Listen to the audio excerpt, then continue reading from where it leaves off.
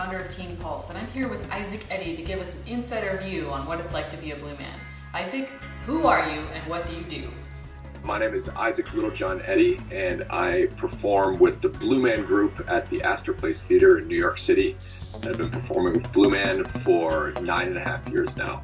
Awesome, Isaac. And what are you passionate about? I think that what makes me the most passionate is making connections with others. And with Blue Man, I'm able to do that with humor and with music, and I'm able to connect with the audience with the music that we play in the show. But more important to me is the connections that I'm able to make with the other cast members and the band mates on stage, and the crew and the stage managers off stage. Well, it sounds like Blue Man Group definitely fits that perfectly for you. So then how did you become a Blue Man?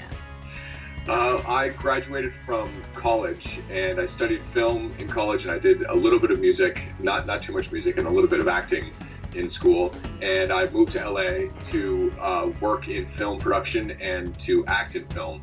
And about 1.5 years as I was in LA, I was really missing live theater. I did a lot of improv theater in college, and so I decided to look more into doing live theater for acting instead of just film.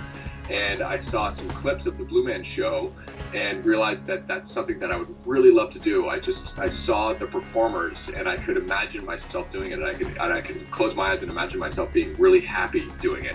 So I looked them up online and realized that they had an open call in Las Vegas, and I drove out to Las Vegas and went to the open call and made it the callback, and got another callback, and then I was told that I had to work on a lot of my drumming. So I hired a teacher in LA, Michael Tiger, and I took a few lessons with him each week, and then practiced for 2 to 4 hours a day for a couple months, I think 3 months, and then auditioned for Blue Man again. And then I was asked to start the training class in a couple months after that. So it sounds like you definitely went through a process of overcoming some obstacles to get where you are today.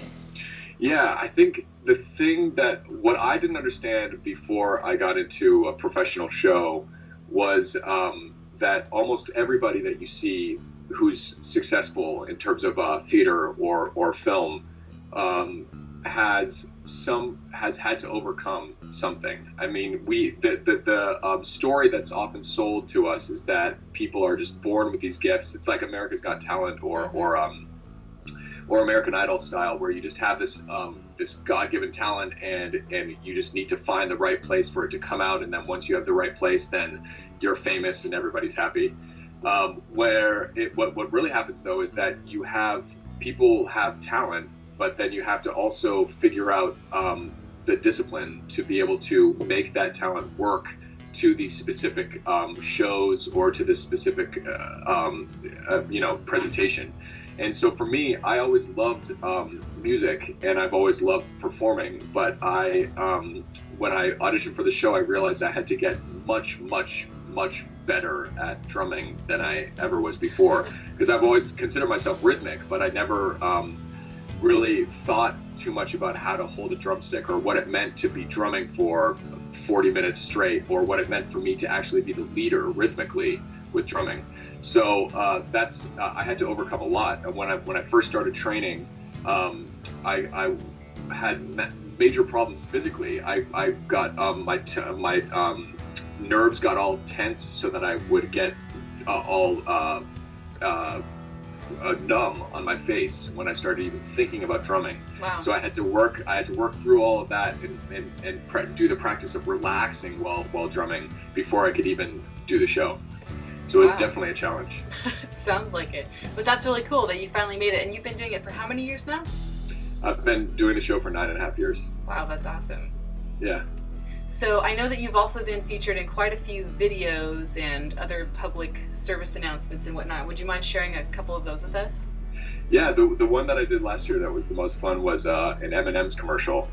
And it was just a day-long shoot, and we got to, sadly we didn't get to perform with the CGI Peanut M&M characters. They added him later, but it was a really fun shoot, and it's just a thing that I'm happy that's out there. Look, I'm done being an M&M spokescan. No. I've got a new gig now, and it's a perfect fit.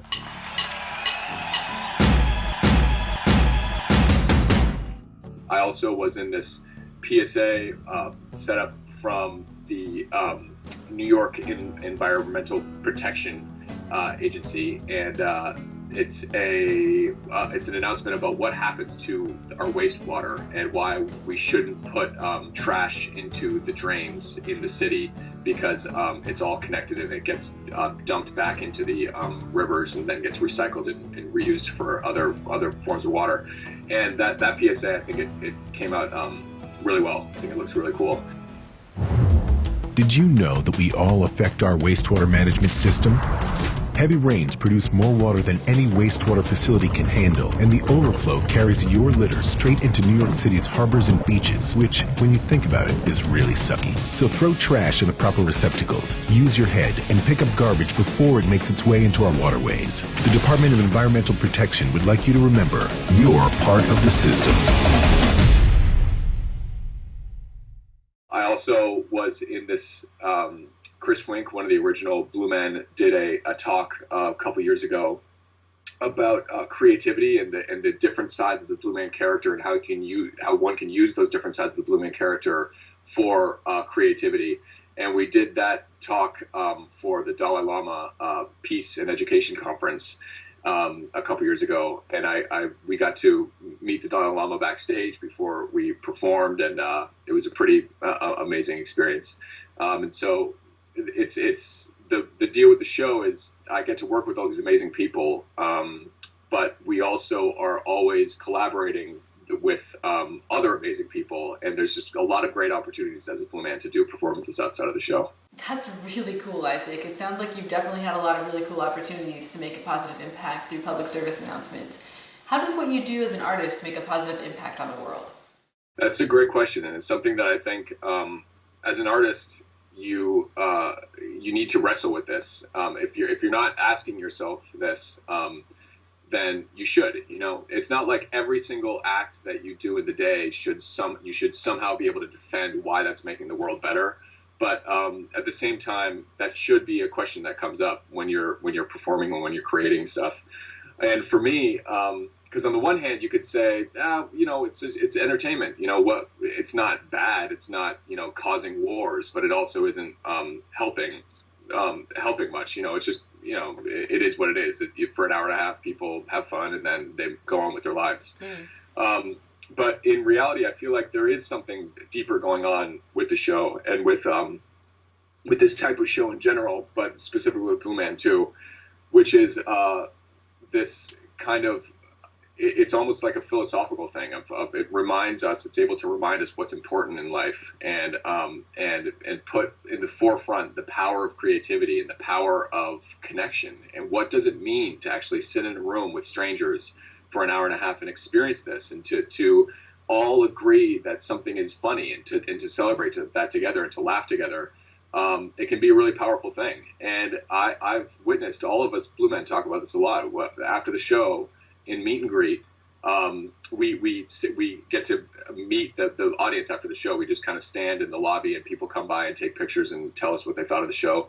And almost every show, there's a couple people that stop me and say, thank you for that. That was I did not expect that, and that was really incredible. And thank you for that experience. And you could tell that it's just wonderful to be a part of something that can communicate on so many different levels. It can be just really fun. It can be just crazy, zany, funny. It could also be just like awesome primal rock music. But there's also that other element that really can connect you to the show and to the character on a deeper level, that I think that kind of connection really does, in the end, help the world. Absolutely. So then what would you say to a young performer who is maybe more reserved or timid about making that connection with the audience and really getting out of their comfort zone? The first thing that I would say is that being timid is a good sign.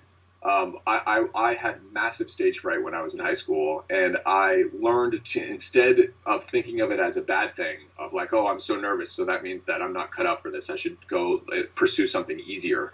I learned to think of it as a positive thing, that me being nervous, me being timid, meant that I was taking it seriously, and that I understood the gravity of the performance.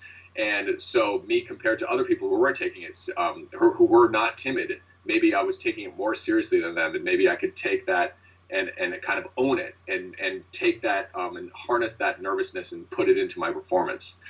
That's number one. And then number two is I find a lot of times with students, the ones that are kind of timid and quiet, they think that they're not the ones that deserve to be on stage, or that the real gregarious and outgoing and funny classmates are the ones that should be on stage, and the quiet ones should be doing something else. And I've found, especially with comedy, but with all kinds of performance, the quiet ones and the timid ones are the observers. And they're typically the ones that are making more analyses of what's going on in their world, and making connections about, like, so that when this kind of joke happens, this is how the audience reacts, or this is how the classmates react.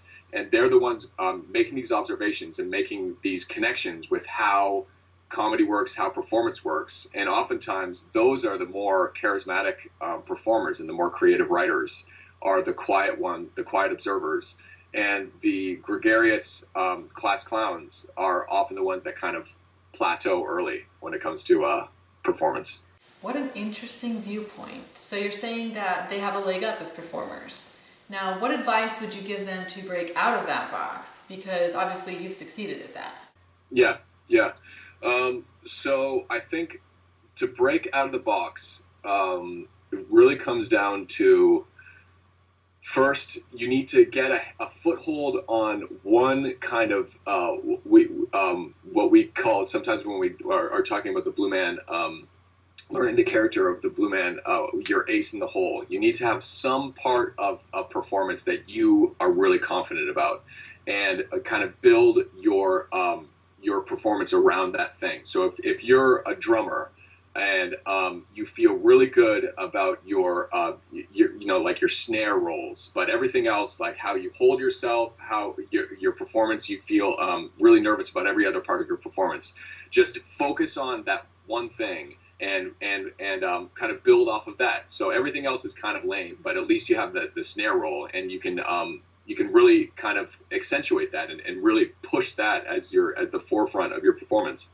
But the problem is you can't just focus on that, because it becomes one-noted, and people could tell that that's all you got pretty soon. So once you have that one foothold to make yourself feel a little bit more comfortable about the performance, then you can push yourself to branch out into areas that you are less comfortable with.